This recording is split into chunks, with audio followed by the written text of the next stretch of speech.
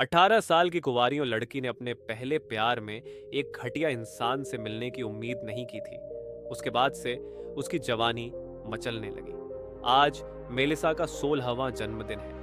वह अपनी सबसे अच्छी दोस्त के साथ डैनी की बैचलर पार्टी में गई। डैनी का चेहरा हैंडसम है। उसे देखकर मेलिसा का दिल मचलने लगा। उसने अपनी सबसे अच्छी दोस्त के विरोध की परवाह नहीं की।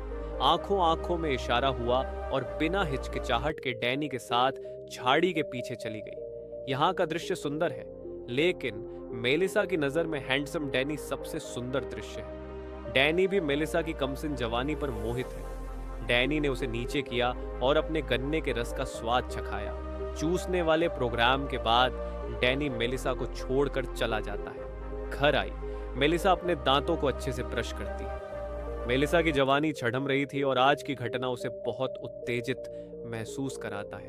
लेकिन उस दिन के बाद डैनी ने कभी उसकी तलाश नहीं की। यह मेलिसा को बहुत दुखी करता है। उसके दिल में प्यार अभी शुरू भी नहीं हुआ था कि खत्म हो गया। क्लास में उसका मन नहीं लग रहा था और वह डैनी के ख्यालों में खोई हुई थी।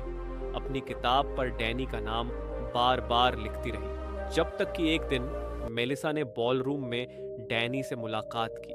अपने सामने प्यार को देखकर तुरंत अपनी भावनाओं में बह गई। उसने कुछ नहीं सोचा, वह सीधे डैनी की कार में चली गई। दोनों एक छोटे से घर में ग्रामीण इलाकों में आए। यहाँ मेलिसा ने अपनी सबसे कीमती चीज खो दी, लेकिन यह सब डैनी के दिल को जीतने के लिए पर्याप्त नहीं था। वह एक धोखेबाज लड़के के प्यार में पड़ गई और अपनी भावनाओं को समझने में असमर्थ रही।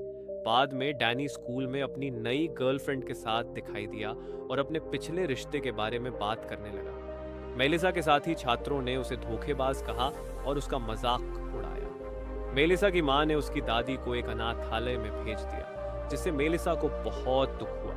वह अपनी दादी से मिलने गई और उन्हें घर वापस लाने का फैसला किया। लेकिन मेलिसा की मां ने उसकी बात नहीं मानी और दोनों के बीच बहस हुई।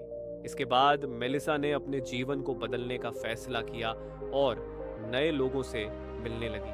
वह अपनी सहेली के साथ पार्टियों में जाने लगी और नए लोगों से मिलने लगी। लेकिन वह अभी भी डैनी को भूल नहीं पाई थी और उसके बारे में सोचती रहती थी। एक दिन डैनी ने मेलिसा को फोन किया और उसे मिलने के लिए बुलाया। मेलिसा ने उसकी बात मान ली और उससे मिलने गई। लेकिन जब वह वहां पहुंची तो उसने देखा कि डैनी ने उसे एक और लड़के के साथ मिलने के लिए बुलाया था। मेलिसा ने कहा कि वह उनके साथ नहीं रहना चाहती और वहां से चली गई। लेकिन वह अभी भी डैनी के बारे में सोचती रहती थी और उसके लिए अपने प्यार को भूलने की कोशिश करती रही।